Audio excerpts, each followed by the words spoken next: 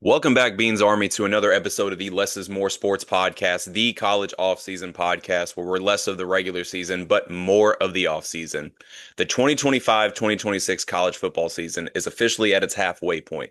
So what me and Ryan are going to do is we're going to take a look back at our preseason predictions and see how they stack up to the current state of college football. So Ryan, heading into this weekend, how are your predictions looking? I feel as though my predictions are looking pretty okay. There's one that I'm really right about, and which I think that you can maybe potentially remember. But there's also some that are kind of that I didn't really think about. So I'll definitely get into what I was kind of wrong about. But overall, I feel pretty well about my predictions. Well, my list is going to go a lot faster than yours because I am on a generational run of picking wrong answers. So let's just go down the line. Arch Manning winning the Heisman, not likely. Penn State winning the Big Ten. That didn't look bad until Oregon absolutely broke them, but we'll get into more of that later. Texas defensive line would be the best in the country. Up until this point, that's been the worst level of their defense. Um, Clemson being back. Look, Dabo maybe should have stayed out of the portal, and Miami looks legit. Carson Beck.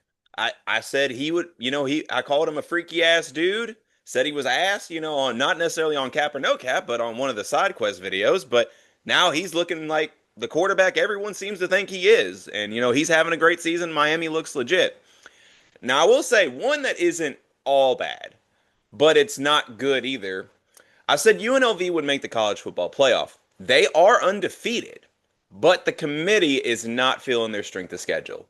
So yeah, I'm on a generational run of just wrong answers right now. Yeah, I mean that's tough. I'm not taking betting advice from you. I'm sorry. That's fine. You probably shouldn't because like I'll be honest, I make the type of predictions where if I say it and I don't bet on it, it'll happen. But the second I bet on it, it's a wrap. It's like I am a bad omen when it comes to gambling. So you probably should not take betting advice to me because the second money is involved, second gambling is involved, it all just goes to shit. Yeah, I I don't haven't even. even touched my FanDuel account in months, probably because of that. It's probably smart. Probably smart. You're doing yourself a favor. Definitely am. But I mean, I'm sorry that you're on this run. Maybe you'll get a Okay, I base. need you to stop being nice. You need to rub it in. Be like, damn it. See, I told you so, Les. I need you to hit it hard. So I No won Diddy. the no cap or no cap episode, right? Do what? I won the episode So for far, being yeah. okay. Good. And obviously, it wasn't very hard competition with how what kind of slump you're in. That's what I'm talking about. There we go. Um, Even Bean approves. I this won't take long. I'll kind of go through mine, and you can chime in whenever you want. I'll go through my list because I just rewatched the video and what the questions were. Starting with number one, Ohio State should be the preseason favorites to go back to back. I said Cap in the video. I still, I really I didn't think about how good this team would be just because of all the starters that we lost. I mean, we lost 14 draft picks, which is crazy, and our defense is still elite with Matt Patricia. I didn't think we would be this good. The defense is up to par, even maybe potentially better than last year, which is crazy to think. This offense is still growing and it's looking good. Julian Sand looks very promising. He's super accurate. So I did not expect this, honestly, as an Ohio State fan, to be this good, but anything can happen in the playoffs. So who knows if we'll go back to back or if we will fall. But so I went cap on that one, and I mean, I just didn't expect it, honestly. So that could have went away from my favor, but who knows? Second one, Arch Manning wins the Heisman and leads Texas to the SEC championship. I said cap because of the Heisman part, which I feel like I'm pretty right about. Arch has struggled a little bit. He will benefit if he stays another year, in my opinion, just to get another season under his belt. He's had struggles, and we all have seen the video of him kind of grimacing in pain while he's throwing. We've had a lot of questions about him whether he was in pain or not. to me it looked like he was in pain because no, I haven't seen a quarterback do that without being in pain and stuff like that. But hopefully he improves and gets the Texas offense up and going.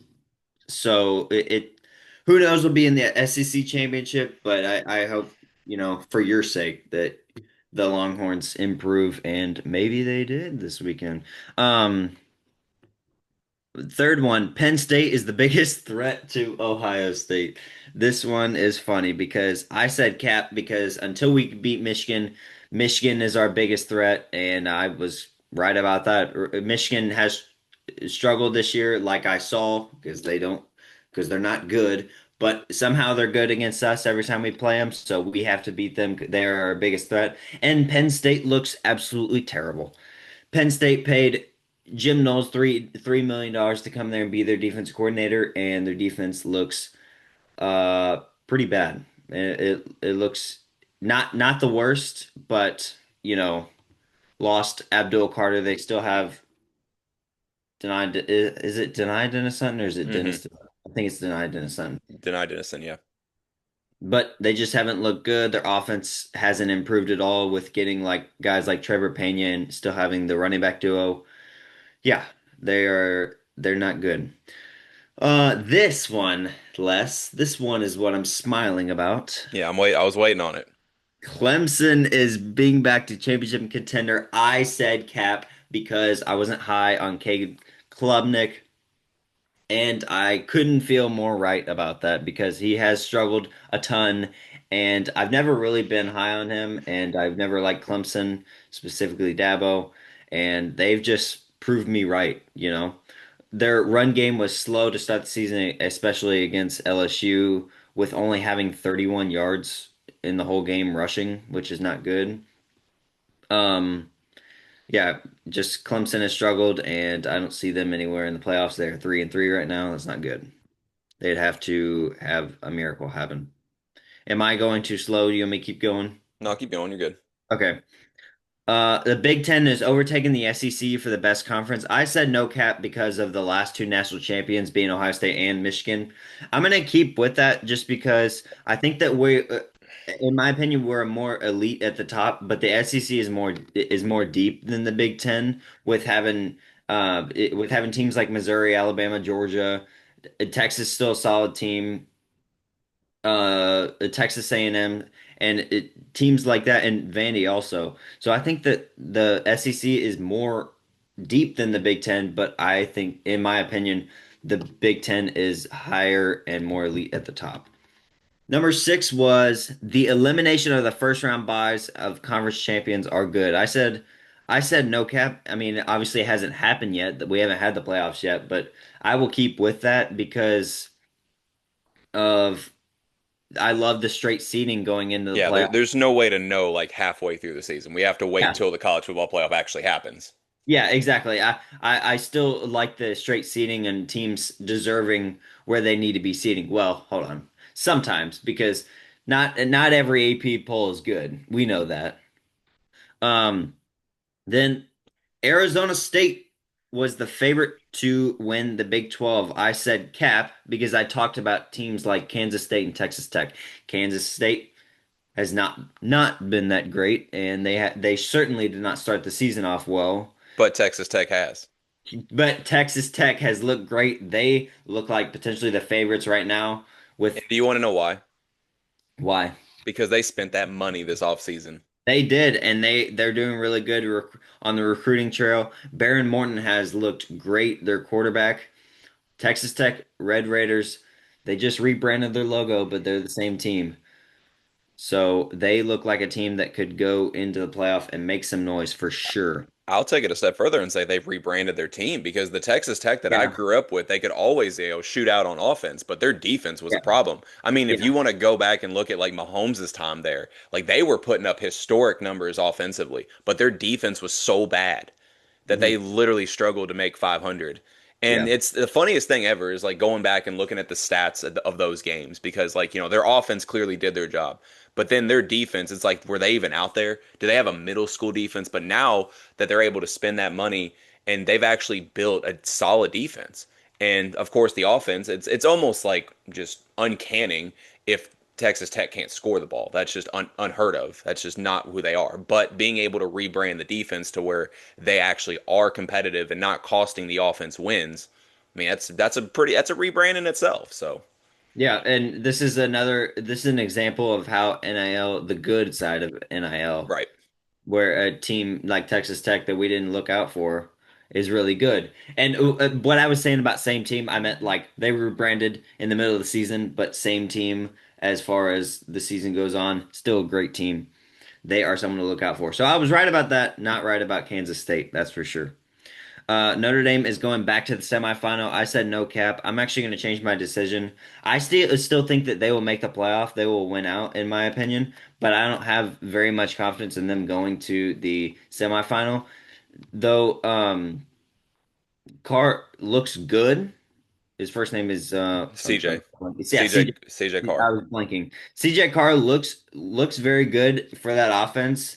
He's definitely more of a passing threat than Riley Leonard was, and they didn't use Jeremiah Love enough against Miami, which they two played two great teams in Miami and Texas Tech, or sorry, Texas A&M. We were just talking about Texas Tech. Right. Um, but I think that they will win out and make the playoff. I just don't have much confidence in them going back to the semifinal. Boise State going back to the playoff. I said cap, and I think I'm right about this one because I mean Genty leaving has hurt their offense. They kept the same quarterback in Maddox Madsen, but he was the whole offense, and there's definitely a team like USF that could go to the playoff. They're looking really good with head coach Alex Golish. Who knows? But they've had tests early, and I think they've tested well. They've played some SEC teams. They played Miami, which they got beat, but Miami is really good. Last but not least, number 10, Lincoln Riley has the hottest seat in college football. I don't, I said in that cap because there are other coaches in college football that had a hotter seat. I still agree with what I said. More guys like James Franklin and Billy Napier have a hotter seat than Lincoln Riley. Lincoln Riley's team looks pretty good. I said they're locking in on defense, which I don't know if that's really true or not because they still give up a lot of points, but their offense looks really good. And yeah, I mean that kind of rounds out about my, preview. That took a little bit, but I went back and looked at everything I said and I feel like overall I did pretty well. Yeah, you definitely did better than me. That's the main goal here is That to was beat easy. me. That was easy. And you did that. Yeah, he said light work over here. It's like a Ronnie Coleman video, lightweight baby. But anyways, but I feel like it's such a cycle every offseason that we talk about how Lincoln Riley is finally locking in on the defense. You know, they go out and spend the money, bring in the transfers, recruit the players, but yet it's still a consistent problem. It's Yeah. like and now they actually went out and got a decent defensive coordinator, or I guess a decent name defensive coordinator, and it's still like, it's better than it was, but it's still not great. There's still work to do, but it's a cycle that we talk about every offseason. It seems like they lock in more and more on that side of the ball, and then the games actually start happening. It's like, I don't know. And, it's a question of, could it be because their offense is so fast paced that their defense gets on the field a lot? I don't know. But anyways, it's something we got to be able to see before we finally say we can break that cycle of a Yeah. repetitive narrative every We year. gotta we gotta see it or we gotta believe it when we see it, kind of thing. Absolutely. Absolutely. I will say Jakeem Stewart, their defensive end freshman, who is built like Thanos, Yeah. he's really good. But as a whole, the defense could get a lot better. Well, when that defense finally does lock in and the narrative doesn't repeat, we could say that Jakeem Stewart has Thanos with all the Infinity Stones. I know. I think that's kind of what his nickname was in high school. But, every player has nicknames. What's your nickname, Les? Too many to name on this podcast. We have a lot more to get to before I can start naming them all. If we have time at the end, I'll give you some. All right. Well, I think Matt has the best nicknames, but it's okay. He does. No, that's no question about it. Yes, I agree. Um, I will say one prediction that I made that looks really good right now. And this wasn't in cap or no cap, but this is on one of the side quest videos I did on the TikTok channel. Um, but over the summer, I made a prediction that Ole Miss could have landed the steal of the transfer portal so far. And so far, Trinidad Chambliss has looked really good. Mhm. So I'm very confident about that take. And of course, as we transition to what our takes looked like heading into Saturday to now what we learned from Saturday. Trinidad Chambliss, again, another 3 touchdown game, another Ole Miss win. So that prediction is looking really good. But of course, as we talk about what we learned from Saturday, and I'm sure a lot of the fans could tell by my name, Manny Muhammad Stan account, where I'm going to go with this first one that I'm going to talk about. So, honest question. Could Texas and Arch Manning flip the script? Because heading into this weekend, they have yet to pick up a win against a quality opponent. But with the win over number 6 Oklahoma, Texas finally looked like the team that we thought they could be to begin the season. Arch was accurate, was composed, was mobile. Texas moved the ball, and theoretically, that's all he really needs to do. A healthy Quintravion Wisener made all the difference in the run game. The defense did their thing, and that defensive line finally showed up, sacking John Mateer 5 times. This Texas team shows up for the rest of the season. They could be who we thought they were, in my Dennis Green voice, if you want to add that later.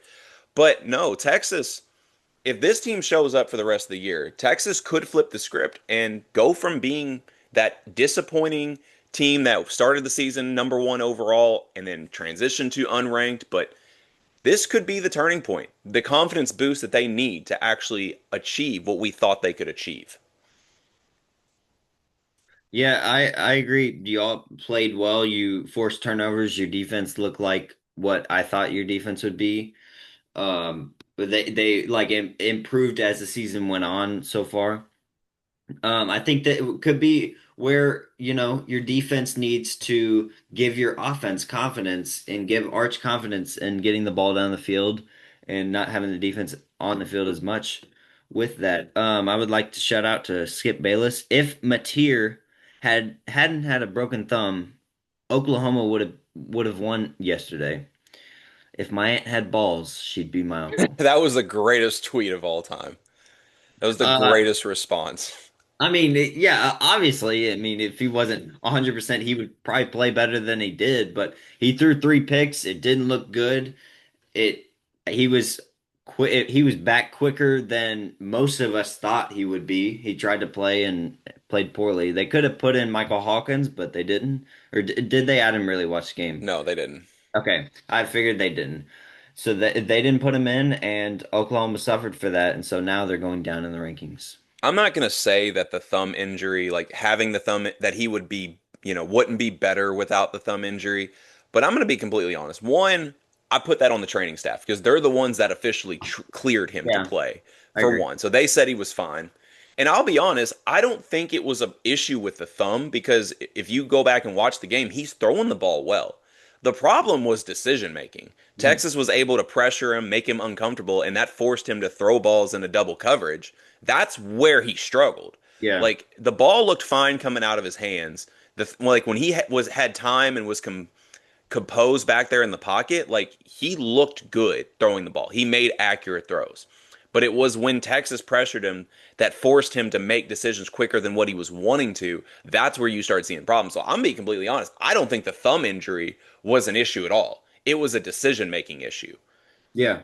I mean that makes sense. Just I didn't. I was watching more of like the Indiana Oregon game, so I'll leave you to kind of holding this down and talking about it. But I mean, I just kept seeing he was throwing picks, and they were not great at all. Arch Manning played a good game, 21 for 27, 166 yards and 1 touchdown, and looks like Quintravion Wisener had 94 yards. I mean, it was a very very good win for Texas, and I when can't say enough about Quintravion Wisener because like he kind of got stuffed in the middle early, but then he fought through, started looking like the Quintravion Wisener from last year. But then like later in the game, you could tell the hamstring started becoming a rehashed issue. But he waved off the training staff and wanted to finish the game and continue to fight for yards to bleed out the clock and seal the win for Texas. So I can't say enough about his performance either. It was an yeah. absolute dog late in the game. And of course, Manny Muhammad, like my name says on the show today, there's a lot of Texas receivers over the years have said don't throw at 5, and John Mateer showed this weekend why you don't throw at 5. But I'm really glad that you brought up the Indiana Oregon game because Here, hold with on. Sorry, I want to. I will give Colin Simmons his props. He got 2.5 sacks. So There we There you- go. He finally looked like the Colin Simmons we thought he could look like to begin the Yeah. season. Sorry to cut you off, but I just wanted to give him a little bit of props. Stop apologizing. We are not a nice show unless when Matt's on here. I am a nice person, okay? I'm There only you go. Say it with your nice chest, little guy. whenever I'm competitive, all right? Whenever you talk down to my team and you haven't done it. You're right, because I have no room to talk because y'all beat us. Yep, that is I am an true. asshole, but I'm a fair asshole. That's fair. But anyways, no, I'm glad you brought up the Indiana Oregon game because with the Hoosiers win over Oregon, I'm gonna tell you where my mind went to after this game. Because at some point we have to talk about how Kurt Yeti is playing dynasty mode in real life. You know, he told us in real time, I win. Google me. But he is literally that gamer that says, chat, tell me what school you want me to rebuild. And he does it. I never thought in my lifetime I would see a time where Indiana football has a legitimate shot to win the national championship. Last year was a good feel good story, but this year they aren't messing around. But to go into Autzen Stadium, or as I like to kind of call them during this era, Lanning Land, and win convincingly, I mean, watch out. And like Matt said in the group chat, we'll be more than likely talking about him this offseason when he takes a bigger job because unless one of those Bloomington business can throw a wad of cash at IU, I don't know how they're going to keep him around. I agree. But they had, I mean, obviously a great win, probably the greatest win in program history, Is the greatest win in program history. best one I've seen out of them. So, That's the first time in their school's history that they went on the road against a top five team and won. yeah, I mean, what he's done is very impressive, and it's I know Indiana fans are as happy as they can be right now. Obviously, one at Autzen, which is super tough because of how loud their fans are and how good the team usually is. So, Indiana's defense looked really good against Dante Moore through two picks. One got I know batted up, but Fernando Mendoza looked great.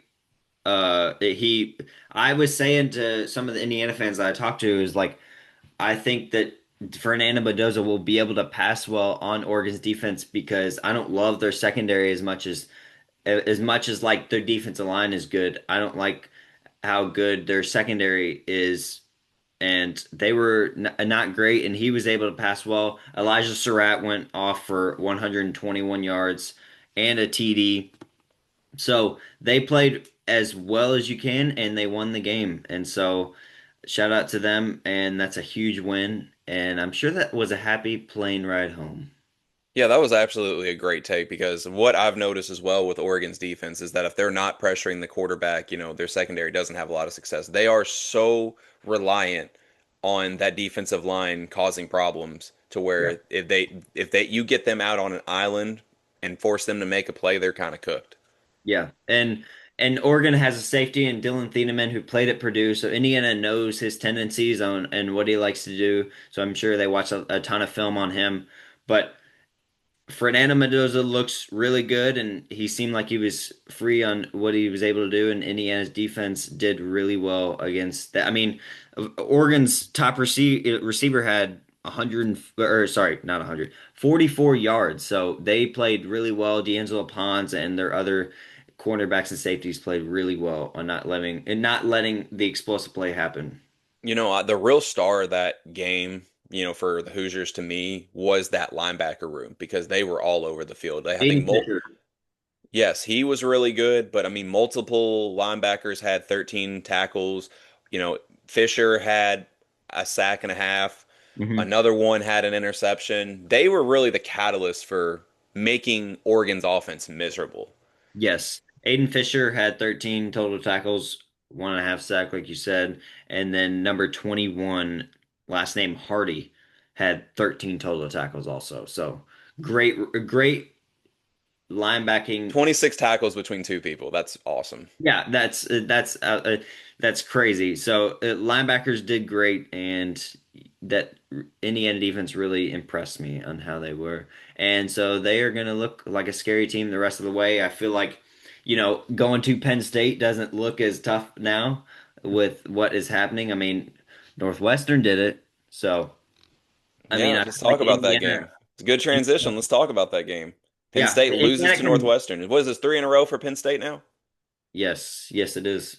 And, losing at home against Northwestern, not ideal for the old James Franklin if he wants to save his job. So, they look bad, and now Drew Aller is out for the year. So, Penn State, just call it a season. You're not going to be good at all. Maybe you can find another interest and maybe like going to, you know, carve pumpkins at pumpkin patches during college football, It's almost Halloween. I know, just if you had to choose another thing to do, yeah, I would do that. And I maybe have a hot take for you. What's up? Watch Penn State get better now that Drew Aller's out. I know. And they could have had Bo Prabula. They could have had him, and he's doing well at Missouri, even though he lost yesterday. But Because honestly, I don't think Penn State, with the offense that they have, needs anything spectacular at the quarterback position. They just need a quarterback that's not going to fuck up, essentially. yeah, If they could that's, come in, just hand the ball off to your two-headed monster of yeah, so Katron I Allen would. and Nick Singleton and just make smart throws, I mean, they should be fine. And, if that offense can stay on the field longer, I'm sure that defense will improve. I mean, regardless of how they've looked up to this point of the season, at some point that, you know, why am I blanking on? You literally just said his name. Defensive coordinator for Penn State, former Ohio State. Jim Knowles. Jim Knowles, thank you. I don't know why I just blanked on that, but Jim Knowles is eventually going to instill good technique for his defense and good schemes. But again, if they just have a quarterback that can come in, make smart decisions, keep the offense on the field, give that defense quality time of rest, I mean, I think they can look like Penn State that we thought they could. Maybe it's too late now to maybe get into the college football playoff because of the three straight losses. That's going to be put a damper on the resume. But like I said, I've never been high on Drew Aller, and really that was even before that god awful spring game that we talked about on the show. I've always thought he was overrated, and I now agree. like if the backup comes in, I'm gonna have to look up who their backup even is to be completely honest, because all we've talked about is Drew Aller. But if that backup Um, can come in and just look smart and make smart decisions, I mean they could be even better. I wonder how much of a different quarterback he is than Drew Aller. It is, Ethan Grunkmeyer, which I know him as a recruit, and so he's a freshman. They have they have a couple quarterbacks with Beckham Kritza. Not sure if he will play, but I think it'll be Grunkmeyer. So he's very young quarterback who could show some promise, could show some a very well promise and get Penn State a couple wins. I know they still have to play us. They still have to play Indiana. It's not good for the Penn Staters. Well, it looks like Grunkmeyer was a good all-around athlete in high school. He also played basketball and was very smart as well, had a 3.85 GPA. And he drew pro comparisons to Taylor Heineke. So Taylor Heineke, decent little game manager. Like I'm saying, that's all they need. Yeah, they play, and he's gonna go against a tough defense next week. In is that yeah, that's next week in Iowa. So he'll get to see that Iowa defense. Iowa. Is there So any games you want to talk about from what we learned this Saturday? not so. I'll talk. I want to talk about the Ohio State game real quick, just to give my thoughts. Not that we learned anything, but we got a. I don't know if Illinois may not. I don't know if they'll be ranked after this week. That doesn't certainly help us out. But as long as we keep winning, that's all that matters. Am I right? Yes, you were right. Okay, Were you just good. fishing for compliments there? Yes, I am. I actually am. But we won 34-16. I think they scored like a garbage time touchdown, but our defense continues to be a brick wall, and Arvell Reese. I'm sorry, Les. Arvell Reese, in my opinion, is the best linebacker in college football, just because of how he's looked and how he's rising up those draft boards. But Anthony Hill is still good, so you can have that. But I'll be completely honest. Anthony Hill has looked good, but he hasn't even looked as good as I thought he would look this year yeah, because he's gotten better I mean, because freshman and sophomore year he got better, and each year. And last year he was, so close to winning the linebacker of the year award. I don't know why my brain is not working and can't think of the linebacker of the year award, but Anyways, neither here. Um, I'm blanking too. I'm not gonna lie, but Yeah, yeah. Anyways, but no, he really has. I don't think he's looked as good as he, was expecting to look. But our other linebackers have looked, have picked up the slack, in my opinion. It could also be a matter of that other linebackers have gotten better around him, so he hasn't been asked to do as much. Because, I will be honest, Ty Anthony Smith is starting to look really good, which he was a very high profile recruit that a lot of people were high on last year as a freshman. Leonga Lafau has looked really good. So it could be just that other linebackers are stepping up and he doesn't have to carry the yeah, load as much in the linebacker yeah, core. So it could be that. But anyways, yeah, still a very good linebacker. yeah. And just Arvell Reese is, I mean, his body type, the way how fast he is for how big he is, he just looks so good. Don't even smile, all right? I didn't say nothing fruity, all right? And alongside with Sonny Styles, which he is the veteran of the linebacker group. Our defense has looked very, very good. I think our corners still could improve with getting their head around to the ball instead of going to grab the wide receiver as first instinct. But we're still learning our run game a little bit. I think Bo Jackson is our best running back, which I mean we've all heard that name before. But he is our freshman. I think he is our best with the explosiveness and his cutting ability.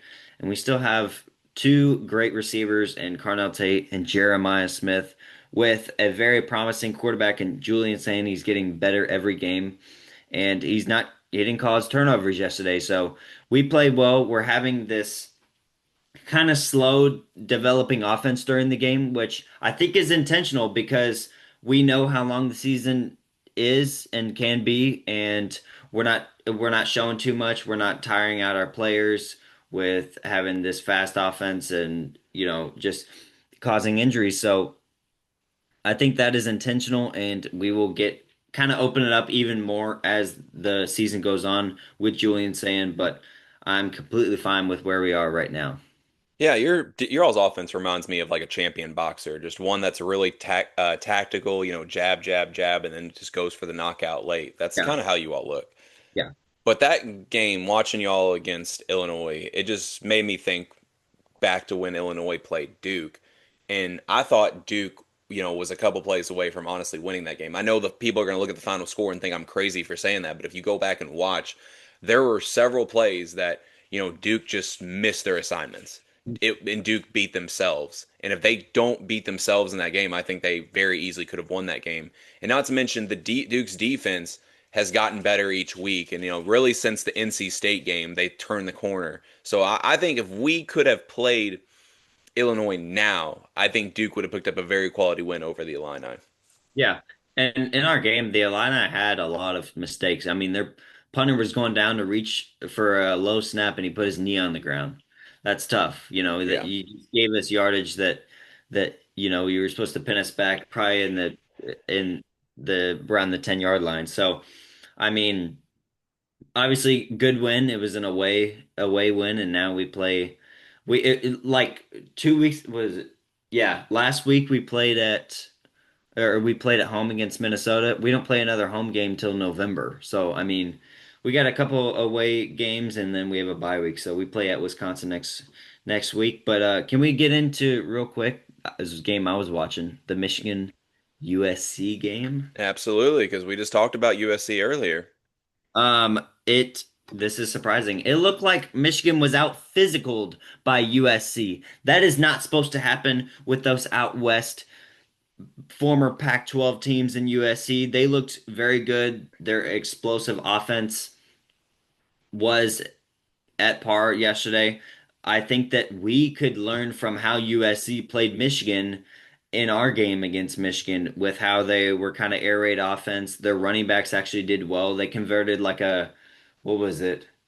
Like a, it was like a it was like 25-yard like second down and they got like 42 yards or something like that. It was crazy, crazy like it was a great game plan for Lincoln Riley. He did well. They were kind of having some back and forth with him and Jerome Moore before, like during this week before the game, I think. But USC looked good and they outplayed Michigan. Michigan has a lot to learn from. Yeah, I think Michigan, they're showing a lot of promise for the future, but you could definitely tell this is a growing year for them. I still, just the more I watch Bryce Underwood, it reminds me so much of Vince Young's freshman year. And, I see why he was drawing Vince Young comparisons. I think he's just going to be really good if he continues to develop. But yeah, this is definitely the growing pain year that a lot of Michigan fans probably should have expected. But I think the future's bright in Ann Arbor. How old were you during Vince Young's freshman year? I was 10. Okay. All right. All right. Just started watching football. Were you a ball knower back then? No. I had just started watching football. Growing up before then, I would watch Duke games with my grandpa. That's how I became a Duke fan. But I really didn't watch sports as a whole until about that time. But that's That's why I became a Texas fan because I started watching Vince Young, and he to this day is my favorite college football quarterback. So I just became a Texas fan through watching Vince Young. yeah. It's not Colt McCoy. It's No, not Sam Ellinger. no. It's I like not. him. I like Colt. I like Sam, obviously, but not they're not Vince to me. No, I mean it's hard to compare to Vince. No, Vince is just a legend. Yeah, I There's wasn't born yet, so I like yeah, I to. know. Colt McCoy was I think a sophomore when you were born. 2007, is that correct? Yeah. Yeah, Yeah. because Colt's first year was the 2006 season, so his sophomore year was yes, the 2007 season. Mhm. But, real quick question, how does it feel to, you kind of had probably had your up and downs with the Texas team, but you came together, beat your one of your rivals, Oklahoma. How does it feel? Oh, it feels amazing. It's Yeah. always good to beat those losers in Norman. And I think this one's really one of the more bittersweet ones in recent memory because there was so much hype heading into the year for Texas, and they hadn't lived up to the hype. But then again, we picked the rivalry game to kind of turn the corner and look like the team we thought we could be. So yeah, that's the really the best feeling. But also, fun fact, What's your fun fact? 3 out of the last 4 times we've played Oklahoma, they do not score a touchdown. That is Wow. probably one of the best Crazy. stats you will hear about the Sarkisian era against Oklahoma. But Yeah, that's real that's quick, before we run out of time, as always, like and subscribe to the Less is More Sports YouTube and Spotify channels to get the latest updates we have on new content coming out. Be sure to follow the social media pages on Facebook, Twitter, and Threads. That's at Less is More Sports. Be sure to follow the side quests on TikTok. That's at BeansDad018. And we got about a minute 15 left. So what are we going to get cut off by the timer by? well, I wanted to say I forgot to say this. Arch had so much hype going into that it's hard to live up to that amount of hype, but because he was already supposed to be better than Peyton Manning already at this point in his career, according to the critics. So, Yeah. but he showed definitely some promise, yesterday, and I think that you know they're Yesterday's on the game up. honestly could have been a very calming game for him because I think he went out there and showed that he doesn't have to light the scoreboard up every week. If Mhm. he just makes smart decisions and is a good game manager, the Star Wars games will come. Yeah. But just go And out there and make smart decisions, and the Texas defense can handle the rest. And one of the most like fun things to see is his confidence is there. Like Oh, his absolutely. he was hyped. He was like shooting the cannons off. Like I don't obviously, think anybody was more hyped with that Ryan Niblett touchdown than him. yeah. I love to see his confidence is there just because of kind of people making fun of him just because he hasn't played as what the critics were saying he would be. But it's okay.